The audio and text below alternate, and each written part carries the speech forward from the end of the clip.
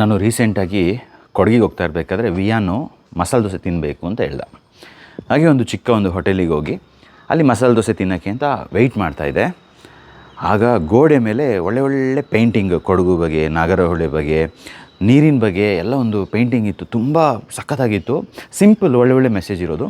ಆಗ ನನ್ನ ಕಣ್ಣು ಹೋಗಿದ್ದು ಅದೊಂದು ನೀರದ್ದು ಕಾನ್ಸೆಪ್ಟ್ ಮೇಲೆ. ಅದೇನು ಅಂತ ಹೇಳಿದ್ರೆ, ಕೆಲವು ದಶಕಗಳ ಹಿಂದೆ ನಾವು ಡೈರೆಕ್ಟು ನದಿ ನೀರು ಆಗಿರ್ಬೋದು, ಮಾಮೂಲು ನ್ಯಾಚುರಲಾಗಿ ಏನು ಸಿಗ್ತೈತೆ ಅದನ್ನ ಕುಡಿತಾ ಇದ್ವು ಅಂತೆ.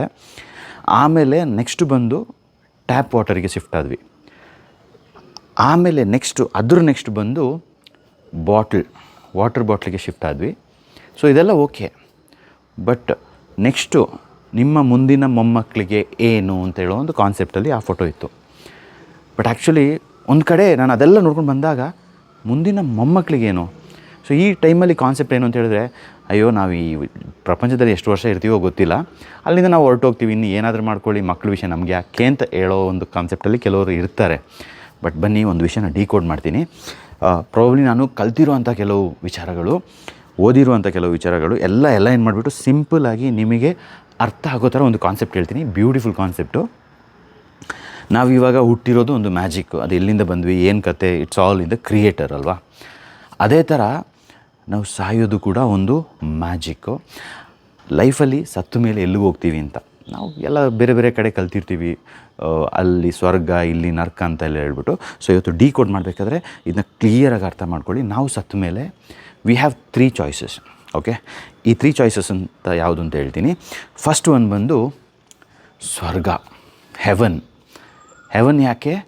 ನಾವು ನಮ್ಮ ಪಾಠಗಳನ್ನ ಈ ಪ್ರಪಂಚದಲ್ಲಿ ಕಲ್ತಿರಬೇಕು. ಈ ಒಂದು ಪ್ರಕೃತಿಗೆ ಎಷ್ಟಾಗುತ್ತೋ ಅಷ್ಟು ಒಳ್ಳೇದು ಮಾಡಿರಬೇಕು. ಜನರಿಗೆ ತುಂಬ ಒಳ್ಳೇದು ಮಾಡಿ ಎಲ್ಲರೂ ಒಂದು ಲೈಫಲ್ಲಿ ನಾವು ಏನೋ ಒಂದು ಪಾಸಿಟಿವ್ ಮಾಡಿ ಇಟ್ಟು ಎಲ್ಲ ಮುಗಿಸ್ಕೊಂಡು ನಮ್ಮ ಒಂದು ಕಾರ್ಮಿಕ್ ಡೆಟ್ಸ್ ಅಂತ ಏನಿರುತ್ತೆ ಅದನ್ನ ಮುಗಿಸ್ಕೊಂಡು ಹೋದರೆ ವಿ ವಿಲ್ ಗೋ ಟು ಸ್ವರ್ಗ, ಹೆವನ್. ಆಪ್ಷನ್ 1 ಆಯ್ತಲ್ಲ. ಆಪ್ಷನ್ 2 ಯಾವುದು ಅಂತ ಹೇಳಿದ್ರೆ ನರ್ಕಕ್ಕೆ ಯಾಕೆ ಹೋಗ್ತಾರೆ ಅಂತ ಹೇಳಿದ್ರೆ, ಪಾಠ ಕಲ್ತಿಲ್ಲ, ಎಲ್ಲದರಲ್ಲೂ ಎಕ್ಸ್ಪ್ಲಾಯ್ಟೇಷನು, ಬಿಸ್ನೆಸ್ಸಲ್ಲೂ ಎಕ್ಸ್ಪ್ಲಾಯ್ಟೇಷನು, ನೇಚರ್ನ ಎಕ್ಸ್ಪ್ಲಾಯ್ಟೇಷನ್ನು, ಜನರಿಗೂ ತೊಂದರೆ, ಪ್ರಾಣಿಗೂ ತೊಂದರೆ, ಎಲ್ಲದಕ್ಕೂ ತೊಂದರೆ ಮಾಡಿ ಆ ಒಂದು ಕೆಟ್ಟ ರೀತಿಯಿಂದ ಸಾಯ್ತಾರಲ್ಲ, ಅವರು ಹೋಗೋದು ನರ್ಕಕ್ಕೆ ಹೋದ್ಮೇಲೆ ಅಲ್ಲಿ ಅಟೆಂಡೆನ್ಸು, ಪನಿಷ್ಮೆಂಟು, ಕಾರ್ಮಿಕ ಎಲ್ಲ ಲಿಸ್ಟ್ ಇರುತ್ತೆ. ಅದನ್ನೆಲ್ಲ ಕೇಳ್ತಾರೆ. ಐ ಮೀನ್ ಸೈಂಟಿಫಿಕ್ಕು, ರಿಲಿಜಿಯಸ್ಸು ಏನೇ ನೋಡ್ಕೊಳ್ಳುವ, ದೇರ್ ಈಸ್ ಸಮಥಿಂಗ್ ಅಥೆಂಟಿಸಿಟಿ. ಅದು ಇನ್ನೂ ನಮಗೆ ಏನು ಅಂತ ಅದ್ರ ಬಗ್ಗೆ ಜಾಸ್ತಿ ಗೊತ್ತಿಲ್ಲದೋದ್ರು, ಬಟ್ ಏನೋ ಒಂದು ಇರುತ್ತೆ. ದಟ್ ಈಸ್ ಕಾಲ್ಡ್ ನರ್ಕ. 3ನೇದಿದೆ, that is the so called powerful. ಅದೇನು ಅಂತ ಹೇಳಿದ್ರೆ, ನಾವು ಒಳ್ಳೆಯವರಾಗಿರ್ತೀವಿ, ತೊಂದರೆ ಇಲ್ಲ, ಆದರೆ ಪಾಠಗಳು ಕಲ್ತಿರಲ್ಲ.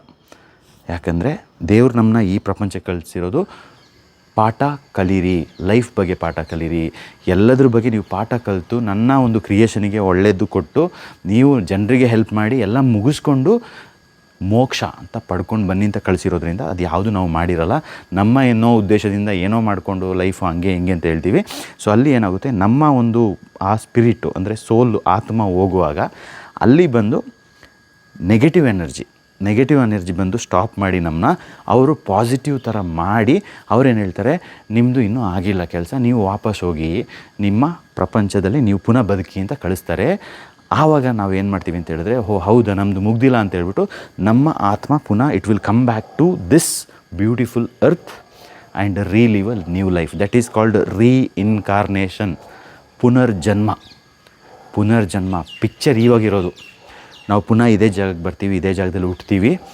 ನಾವು ಪುನಃ ಹುಟ್ಟಿದಾಗ ನಮ್ಮ ಒಂದು ಪರಿಸ್ಥಿತಿ ಯಾವ ಥರ ಇರುತ್ತೆ ಅಂತ 2040, 50 ಈಗ ಹೋಗ್ತಾ ಇರೋ ಸ್ಪೀಡು, ಈ ನೇಚರ್ ಪೊಲ್ಯೂಷನ್ನು, ಸ್ಮೋಕ್ ಪೊಲ್ಯೂಷನ್ನು, ಈ ಎಲ್ಲ ವಿಚಾರಗಳನ್ನ ನೋಡಿದ್ರೆ ಹೇಗಿರುತ್ತೆ ಅಂತ ಒಂದು ಝಲಕ್ ನೋಡ್ಕೊಂಡು ಬರ್ಬೋದು. Welcome to the year 2050. We wear our forests on our backs because the air we once breathed turned against us. Children don't carry books anymore. They carry oxygen. Our vehicles still move, but every breath they take from the earth, we pay for with our lungs. In every corner of this dying sky, we rise. Not for fuel, not for power, just to breathe. The oxygen became more costlier. If this is life in 2050, what will 2100 look like? Stop the poison. Plant the air. This isn't science fiction. It's a warning. Air is not a privilege. It's our right. Save our breath and save our future. ನೋಡಿದ್ರಲ್ಲ?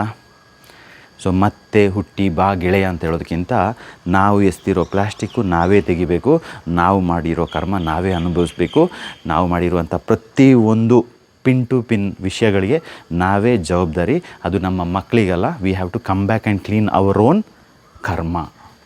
So ಇದು ಅರ್ಥ ಆಗಿಲ್ಲ ಅಂತ ಹೇಳಿದ್ರೆ ಈ ವಿಡಿಯೋನ ಪುನಃ ಸ್ಟಾರ್ಟಿಂಗಿಂದ ನೋಡಿ, ನಿಮಗೆ ಕ್ಲಾರಿಟಿ ಸಿಗುತ್ತೆ. But this is the final. ಇದು ಬಿಟ್ಟು ಬೇರೆ ಆಪ್ಷನ್ನೇ ಇಲ್ಲ. Stop thinking that future generation ಅವ್ರ ಕತೆ. No, you are leaving your own life here again if you don't learn your lessons.